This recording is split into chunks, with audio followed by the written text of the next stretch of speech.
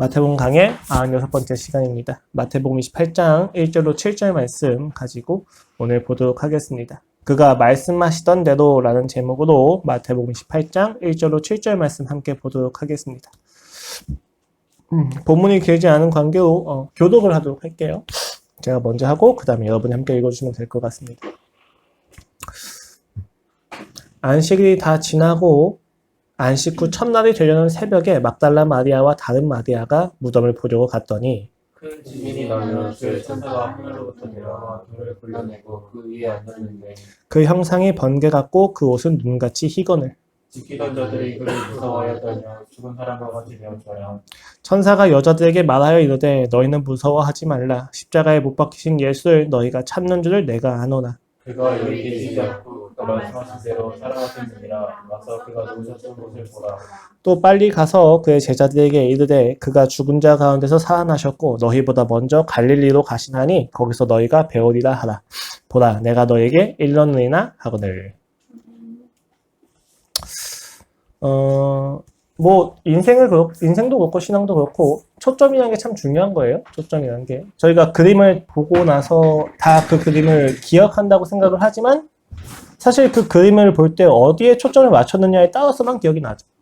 책을 읽는다고 해도 200페이지, 300페이지의 글을 읽으면서도 저희가 그 책을 읽었다고 이야기하지만 그 책의 어느 부분에 초점을 가졌는지에 따라서 생각이 나고 기억이 나는 게 좀 달라요. 그래서 사람은 무엇을 보았다라고 하는 것보다 조금 더 중요한 것은 내가 그것을 보는 과정 속에서 어디에 초점을 가졌느냐가 굉장히 중요합니다.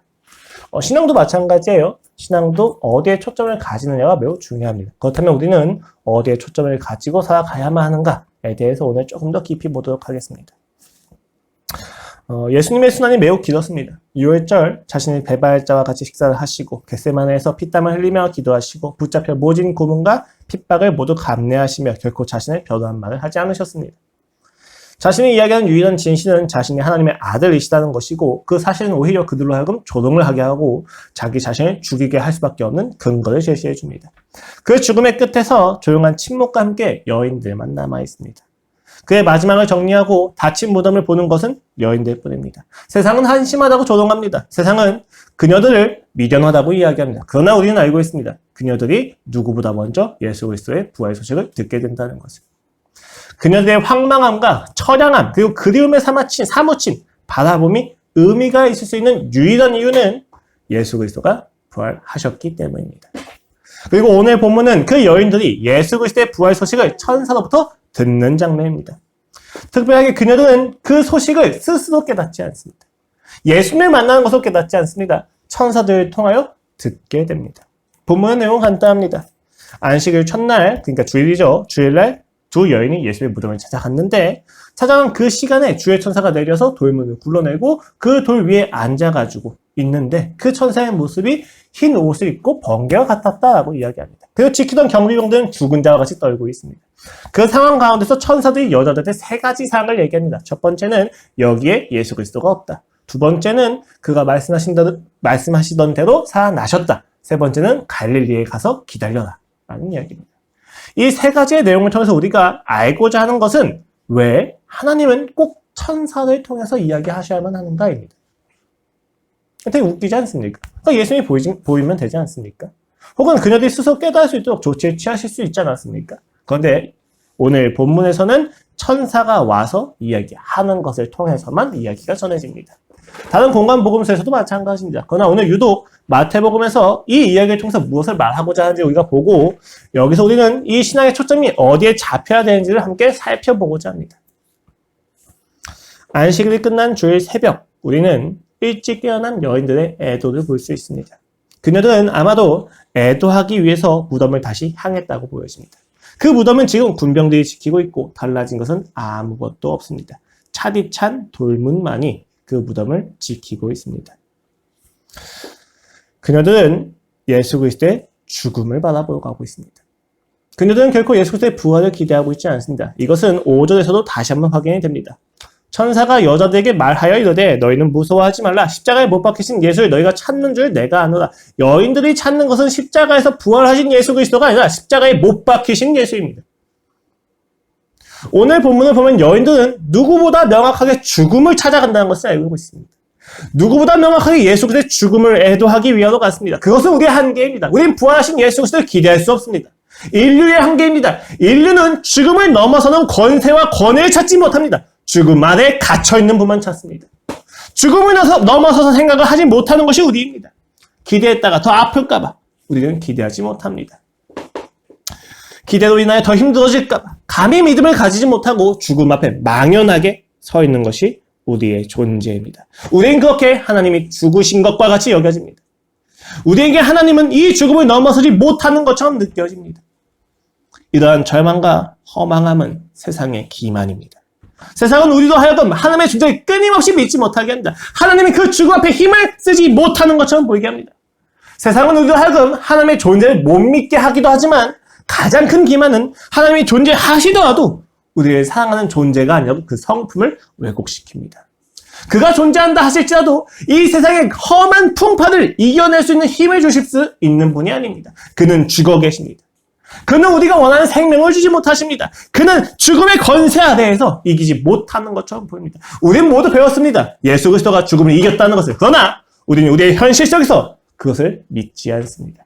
죽음을 넘어서는 신앙은 없는 것처럼 느껴집니다. 죽음을 넘어서는 생명을 기대하는 것은 미련한 것처럼 느껴집니다. 마치 무덤을 등지고 서 있는 경비병들처럼. 우리는 오히려 그 무덤을 향하여 서 있는 여인들을 함께 비아냥대고 조롱됩니다. 왜 그렇습니까? 우리는 믿지 않기 때문입니다. 거대한 돌문을 볼 때마다 우리는 더 이상 만질 수 없는 예수님의 따스함에 대해서 그 상실한 예수 그리스도의 따스함에 대해서 몸소리칠 수밖에 없는 존재입니다. 누군가 말할지도 모릅니다. 죽으신 예수 그리스도를 찾아간 것만으로도 신앙이지 않겠느냐? 그러나 여러분, 성경은 그럴 수 없다고 이야기합니다. 요한복음 11장 21절 이하 말씀입니다.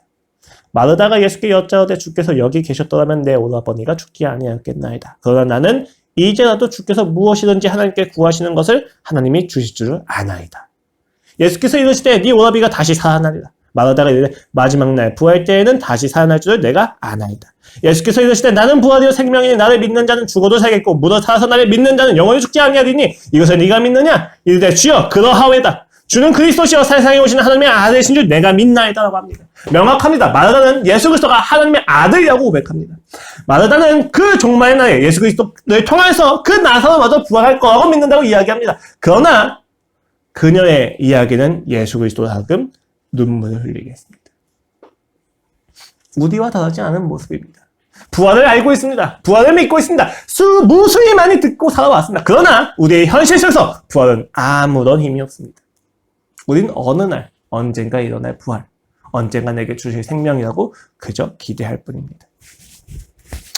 부활의 예수 그리스도를 믿지 않는다면, 그리고 그것이 죽음을 이겨내는 생명이라는 사실을 우리가 믿지 못한다면 결론은 같습니다. 불신입니다.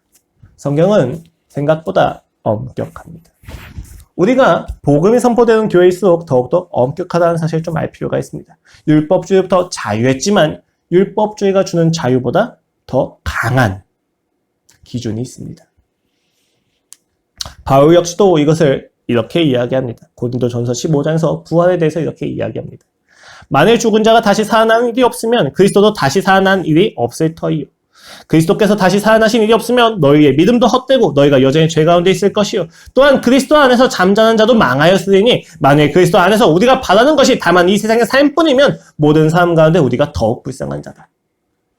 바울은 분명히 알고 있었습니다. 부활이 없더라면 그 부활에 우리가 참여하지 못했더라면 우리의 인생은 쓰레기와 같다. 우리보다 불쌍한 인생이 없을 거라고 바울은 분명하게 이야기했다. 바울은 기독교의 핵심을 정확히 알고 있었습니다. 예수 그리스도의 부활이 없다면 그리스도인의 모든 인생은 쓸모없습니다. 쓸데없습니다. 그저 무덤을 바라보며 그리움과 처연함과 황망함에 바스러져 살아가는 이 인생일 수밖에 없을 것입니다. 그러나 우리는 하나님을 믿습니다. 그러나 성도는 하나님을 믿습니다. 상황 앞에서 단순히 나는 하나님을 믿어. 그러나 이 상황은 하나님께서 어쩔 수 없겠지 라고 하는 사실에서 끝나지 않습니다. 그래 이 정도면 나도 최선을 다했으니까 하나님도 어쩔 수 없으신 거겠지 라고 끝나지 않습니다. 그것은 신앙이 아닙니다. 부활을 가지고 이 땅에서 살아간다는 것은 할 수 없는 것 역시도 하게 하신 하나님에 대한 믿음이며 신뢰이며 견디는 자세입니다. 우리가 오늘 이 땅에서 볼 수 있는 것이 아무것도 없다 할지라도 나를 위해서 죽으시고 나를 위하여 부활하신 예수 그리스도를 바라보는 것을 통하여서 우리는 다시 한번 힘을 냅니다. 그것이 신앙입니다. 여러분의 삶이, 저의 삶이, 우리 교회에 있는 한 명 한 명의 삶이 모두 보이지 않습니다. 위에다가 보이십니까?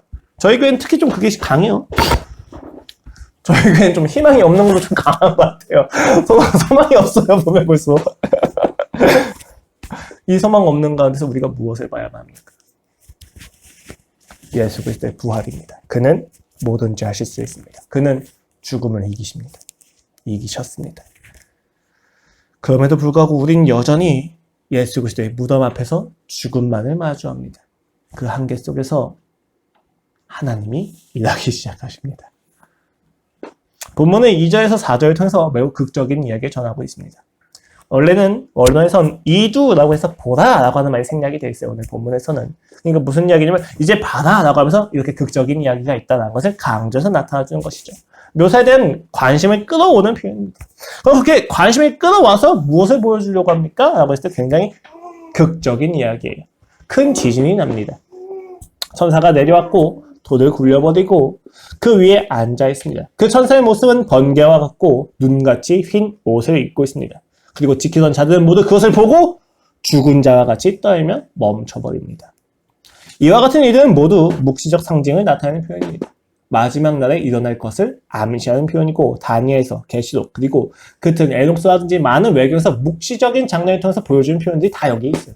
무슨 이야기냐면 천사를 통해서 지금 마태가 의도하는 바는 마지막 날이고 이제 다른 질서가 시작될 거다라는 암시라는 것입니다. 그 질서 앞에서 매우 흥미로운 아이러니가 있습니다. 시체를 지키던 자들이 시체와 같이 됩니다. 그리고 그들이 지키던 시체는 생명이 되어 살아나게 됩니다. 무엇입니까? 역전이라는 것입니다. 마태가 지금 이 천사의 모습을 통해서 나타내고자 하는 굉장히 중요한 주제 중 하나는 역전입니다. 질서가 역전됩니다. 무덤을 지켜야만 했던 경비병과 제사장과 서기관 등 그 종교 기득권과 로마는 결국 모든 시도가 무산됩니다. 그 무덤을 막을 수 없었습니다.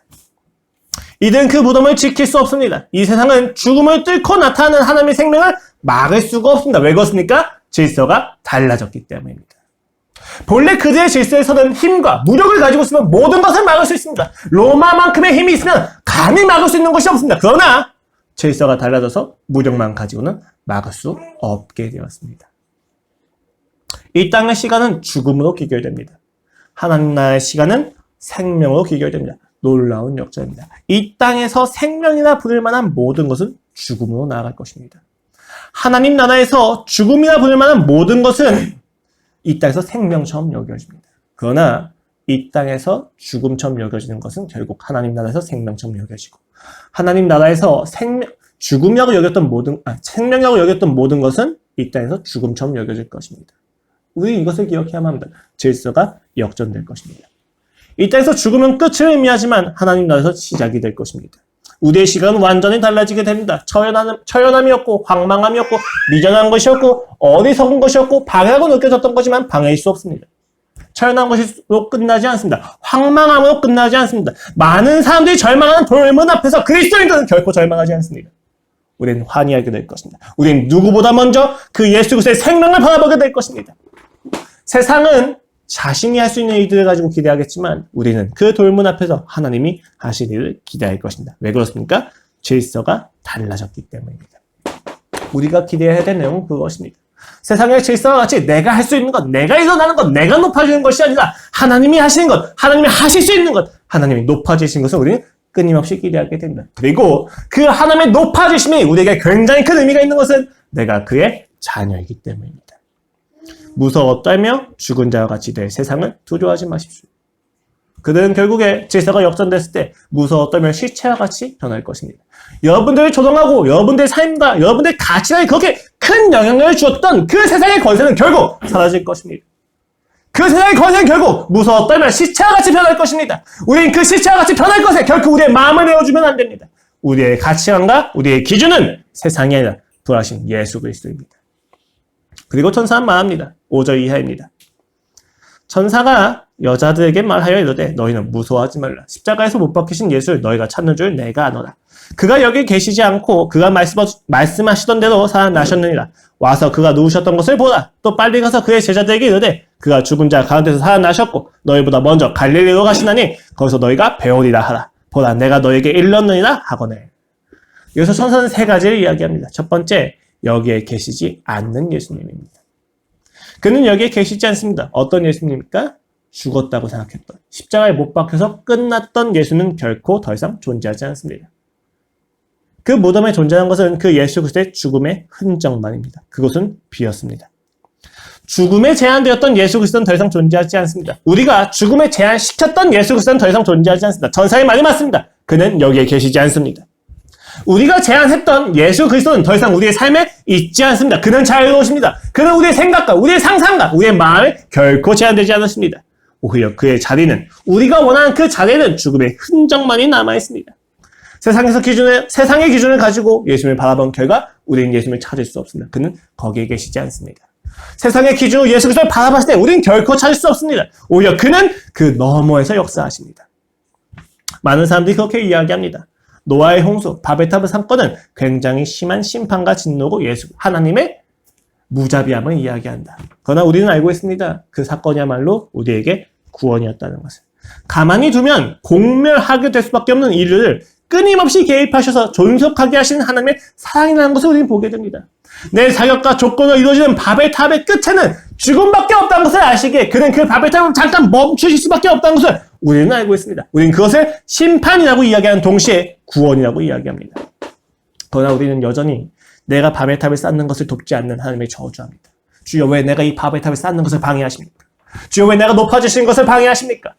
주여 어찌하여 나를 사랑하지 않습니까? 라고 우리는 끊임없이 예수님께 원망하고 하나님께 돌을 던집니다. 그러나 그렇게 찾는 하나님의 끝에는 결코 하나님이 없습니다. 오늘 천사는 이야기합니다. 그는 여기에 계시지 않는다. 우리가 생각하는 기준, 우리가 생각하는 그 죽음 아래에 있는 예수 그리스도는 결코 존재하지 않습니다. 그는 세상 질서 위에 있습니다. 아론과 백성들이 황금 송아지를 세웠고 여로보암 왕이 베들가탄에 금 송아지를 세우고 여호와라고 칭합니다. 야훼라고 칭합니다. 그러나 그곳에 하나님은 계시지 않았습니다. 이스라엘 그 무수한 역사 속에서 성전을 두고 그 사람들이 여럿이 몰려서 하나님께 예배드렸다고 이야기하지만 하나님은 그 성전에서 떠나셨습니다. 왜 그렇습니까? 그들이 원하는 하나님, 세상 질서에 죽어버린 하나님은 존재할 수 없기 때문입니다.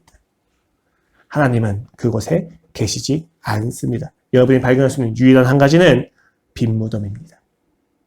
그 무덤은 비어 있습니다.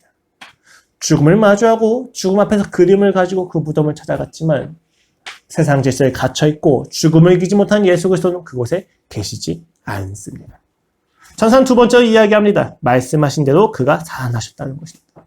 여기서 중요한 포인트는 그가 단순히 부활하셨다는 것이 아닙니다. 부활 자체만 가지고 세상의 질서가 변했다면 여러분 나사로 때부터 엘리야 때부터 이미 세상은 변했어야만 합니다. 부활 자체가 이 세상을 달라지게 한 게 아닙니다.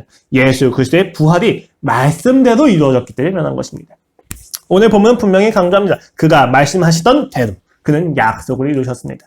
그 결과가 부활인 것입니다. 부활 자체가 이 땅을 바꾼 것이 아니고 부활 자체가 이 온 인류에 예수 그리스도의 복음을 전한 것이 아니라 그가 말씀하시던 대로 이루셨다는 것이 중요합니다. 실제로 예수님은 마태복음에서 반복해서 자신의 부활을 예언하십니다. 어느 누구도 귀 기울이지 않았습니다. 역으로 생각한다면 부활은 오로지 약속 가운데서만 의미를 가진다는 것입니다. 부활이 큰 게 아니라 약속하심이 큰 겁니다. 여러분. 이 약속은 예수님의 말씀을 넘어서 구약 전체의 예언이기도 했습니다. 그 의미는 더욱 명확해집니다. 하나님은 단 한 번도 그 약속을 취소하지 않으셨다는 것입니다.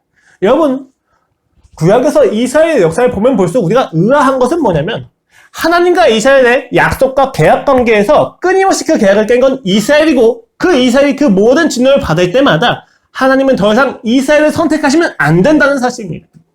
우리가 그 계약을 생각한다면 하나님은 이스라엘을 버리셔야만 합니다. 하나님은 아브라함을, 야곱을, 이삭을 버려야만 하는 존재이십니다. 그의 공의는 그들을 품으면 안 됩니다. 그러나 하나님은 그 구약의 모든 역사 속에서 이스라엘을 포기하지 않으십니다. 그것이 오히려 하나님이 하신 진정한 약속이었습니다. 결코 포기하지 않으신다는 것. 끝까지 함께 하신다는 것입니다. 이스라엘이 망하고 디아스포라가 되어 각자 고향 없이 떠돌아다니는 그 황망한 인생을 살아가면서 로마의 속국이 되어서 악을 가지고 원망을 가지고 어떻게든 일어나겠다고 그 헛된 소망을 가지고 가는 그 이스라엘 백성에게 하나님은 실망하지 않으셨습니다. 그 모든 순간 동안 하나님은 일하고 계셨습니다. 약속을 이루는 중이셨습니다. 단순히 죽음을 이기셨다는 전능함의 선포가 아닙니다. 부활은 그가 우리를 인격적으로 존중하신다는 신실하시며 사랑이십니다. 전능하시다를 넘어서 그 전능함을 가지고 끊임없이 우리를 사랑하신다고 하는 우리의 인격을 존중하시겠다고 하는 하나님의 관심이라는 것입니다. 우리는 때로 약속과는 상관없이 하나님께 모든 것을 바라고 하나님께 실망합니다. 그리고 중얼거립니다. 뭐든지 구하라고 하셨으면서 점점. 혹은 그 반대죠. 어차피 구해도 상관이 없어. 하나님은 하나님 마음대로 하실 텐데 라고 우리는 생각할 수밖에 없습니다. 우리는 마치 성경에 있는 그 모든 구절들이 약속과는 상관없이 하나님께 구하라고 그리고 구하면 다 들어주실 거라고 생각합니다. 그러나 성경은 분명히 이야기하건대 약속 안에서 모든 것이 가능하다는 것입니다. 하나님과 우리의 약속 가운데서만 모든 것이 이루어지고 하나님과 약속 가운데서만 우리의 위치가 있다는 것입니다. 그는 우리에게 찾아와 약속을 하십니다. 그는 창조주시지만 우리를 사랑하시기에 우리에게 찾아와서 약속을 건네십니다. 여러 가지 형태일 수 있습니다. 사람마다 달라집니다. 그러나 본질은 같습니다. 그가 나의 하나님이 되시고 하나님에게 우리는 자녀가 될 거라는 사실입니다. 이것이 약속의 본질입니다. 그것을 어떻게 이룰 수 있느냐라고 하셨을 때 너희가 열심히 살아라. 너희가 자기가 조건을 채워라가 아닙니다. 그 약속을 이룰 수 있는 유일한 한 가지는 믿음이었습니다. 예수 그리스도를 너희가 믿느냐는 것입니다. 우리가 예수 그리스도에 대한 믿음을 확인하는 순간순간마다 우리의 삶에는 약속이 확실해질 것입니다. 약속이 구체화될 것입니다. 그 순간이 확인되는 순간순간마다 우리의 삶에서 믿음이 넘쳐들 것입니다. 약속이 없다면 믿음이 있을 수 없고 믿음이 없다면 약속은 있을 수 없습니다. 우리는 예수 그리스도의 죽음과 부활 앞에서 우리를 향하신 하나님의 약속을 확인하게 됩니다. 여러분이 하나님이 어디에 있는지 도저히 찾을 수가 없다면 그 하나님의 침묵에 괴로워하고 있다면 여러분은 지금 여인들과 같이 그 죽음을 마주한 상태에서 처량하게 기다리고만 있다면 기억하십시오. 하나님의 약속이 어디에 있는지 오늘 나를 창조하셨고 오늘까지 나를 이끌어오신 그 하나님의 약속은 무엇을 향하고 있는지 주여 나를 왜 창조하셨습니까? 주여 나를 왜 창조하셨고 왜 오늘날까지 이르게 하셨습니까? 그 약속하심이 어디에 있습니까를 우리는 찾아야만 합니다. 그 약속의 장소에서 예수 그리스도의 죽음과 부활이 있다는 것입니다. 그 안에서 우리는 뭐든지 할 수 있습니다.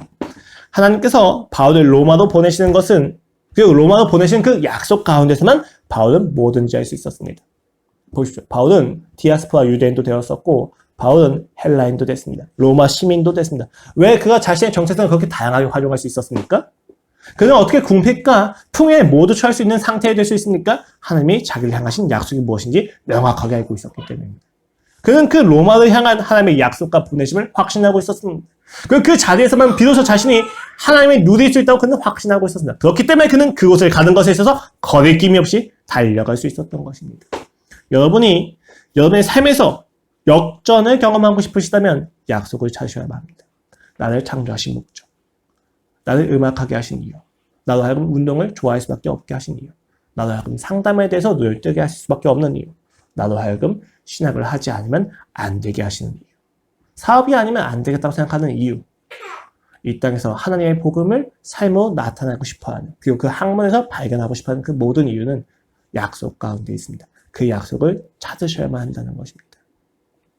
세 번째는 그는 우리를 예루살렘에서 만나지 않으시고 갈릴리에서 볼 거라고 전달한다는 것입니다. 여자에게 천사는 이야기합니다. 그가 죽은 자 가운데 살아나셨다. 그러니까 너희는 얼른 예수님을 찾아가가 아니라 너희는 얼른 갈릴리로 가라입니다. 예루살렘에서 만나시면 되지 않습니까? 당장 거기서 만나주시면 되는데 그렇게 하지 않았습니다. 표면적인 이유는 마태복음 26장 31절로 2절에서 이렇게 이야기합니다.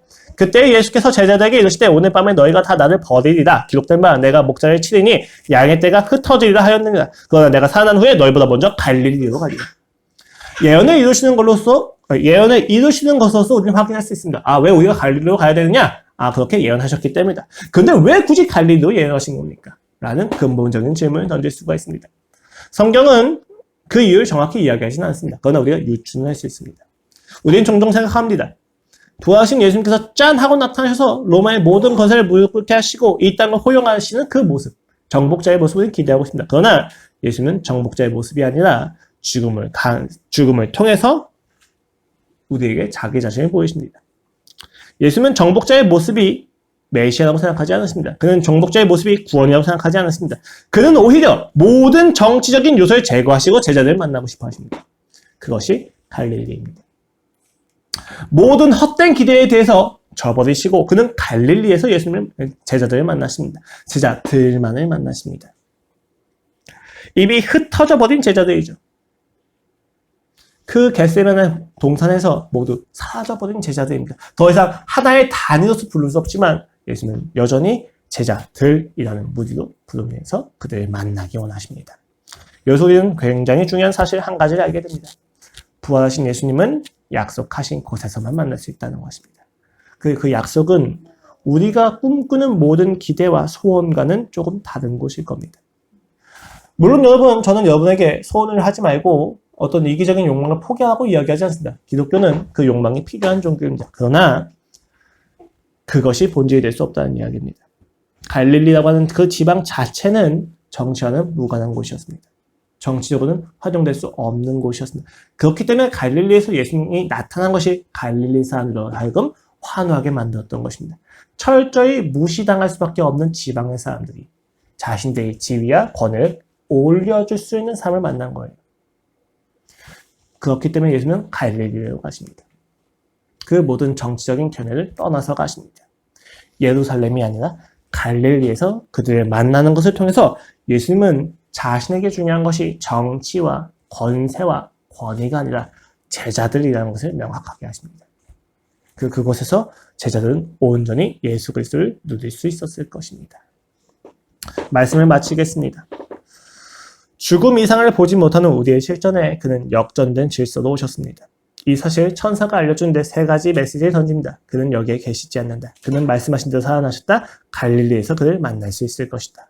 여기서 우리가 던졌던 근본적인 질문은 풀리지 않았습니다. 왜 하나님은 천사를 통해서만 그 부활을 알리셔야만 했습니까? 엄밀히 말해서 마태복음은 그 이유를 이야기하지는 않습니다. 그러나 문학적 기법의 소리가 유추할 수 있는 한 가지는 있습니다. 인클루시오라고 하는 수미상관의 문학적 기법입니다. 여러분, 언제 천사가 나타나서 메시지를 전했었습니까? 마태복음 1장입니다. 그의 남편 요셉은 의로운 사람이라 그를 드러내지 아니하고 가만히 끊고자 하여 이 일을 생각할 때 주의 사자가 현몽하여 이르되 다윗의 자손 요셉아 네 아내 마리아 데려오기를 무서워하지 말라. 그에게 잉태된 자는 성령으로 된 것이다. 아들을 낳으리니 이름을 예수라 하라. 이는 그가 자기 백성을 그들의 죄에서 구원할 자이심이라 하니라. 이 모든 일이 된 것은 주께서 선지자로 하신 말씀을 이루려 하심이니 이르시되 보라 청녀가 잉태하여 아들을 낳을 것이요 그의 이름을 임마누엘이라 하리라 하셨으니 이를 번역한즉 하나님이 우리와 함께 계시다 합니다. 요셉이 잠에서 깨어 일어나 주의 사자의 분부대로 행하여 그의 아내를 데려왔으나 아들을 낳기까지 동침하지 아니하더니 남의 이름을 예수라니라. 자, 묻습니다. 천사가 와서 전한 메시지의 핵심은 무엇입니까? 마태복음에서 마태복음 1장에서는 주께서 선지자로 하신 말씀을 이루려 하심이니 라고 전달한 것이고 오늘 본문에서는 말씀하신 대로 살아나셨으니 입니다. 천사가 전하는 내용은 구약의 성취로서 예수 그리스도가 구원자다라는 사실입니다.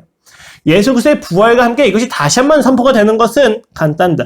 예수 그리스도께서 목적하셨던 바를 결국 이루셨구나. 예수 그리스도가 이 땅에 오셨던 그 이유를 그는 마침내 부활을 통해서 이루셨구나.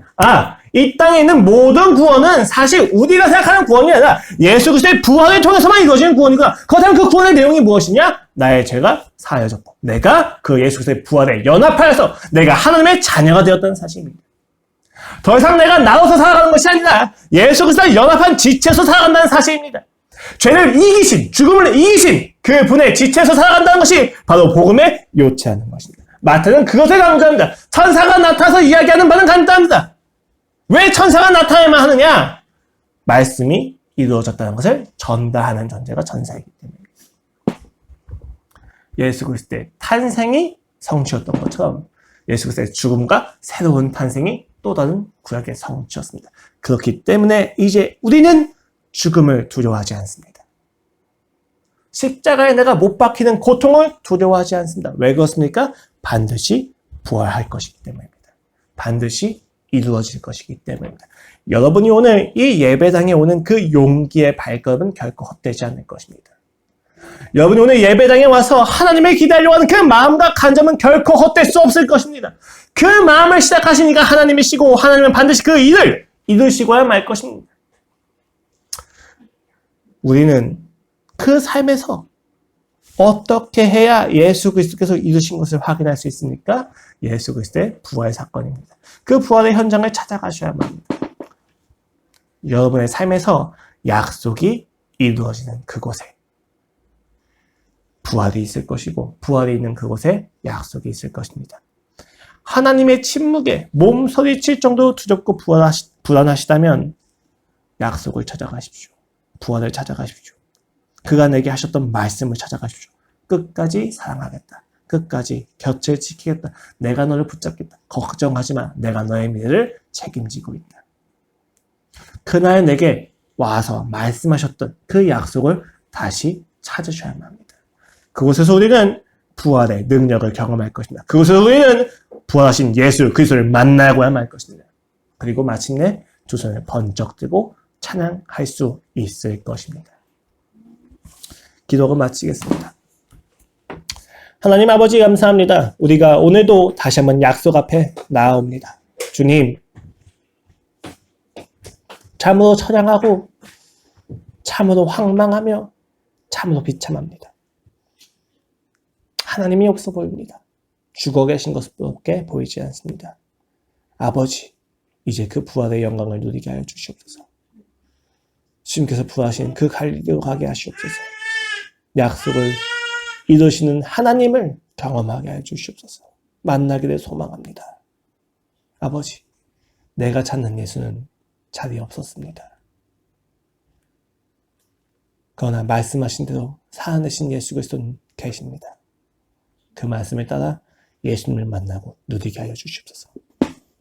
반드시 이루어질 줄로 믿습니다. 예수 그리스도의 이름으로 기도드렸습니다. 아멘. 함께 찬양하고 오늘 예배를 마치도록 하겠습니다.